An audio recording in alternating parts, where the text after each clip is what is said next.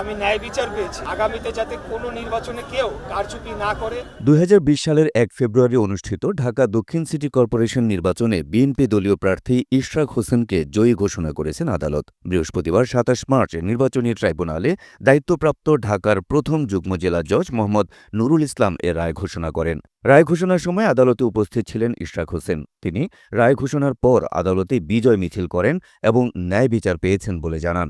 আমার অনুভূতিটি হচ্ছে এই যে আমি ন্যায় বিচার পেয়েছি। এখানে ক্ষমতায় যাওয়া, মেয়র হওয়া, চেয়ার, এগুলো কোনো মুখ্য বিষয় না আমার কাছে, একদমই এটা না। আমার কাছে মুখ্য বিষয় হচ্ছে আজকে ন্যায় বিচার পেয়েছি।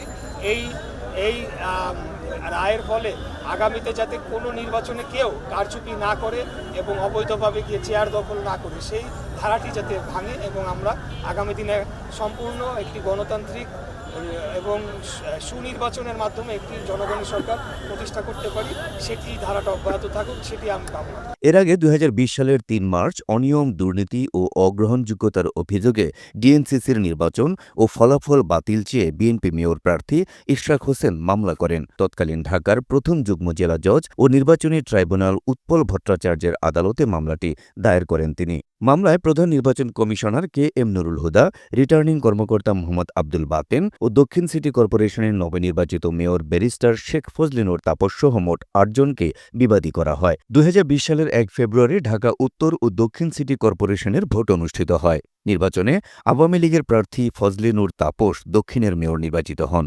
নির্বাচন কমিশন ২ ফেব্রুয়ারি ভোটের গেজেট প্রকাশ করে।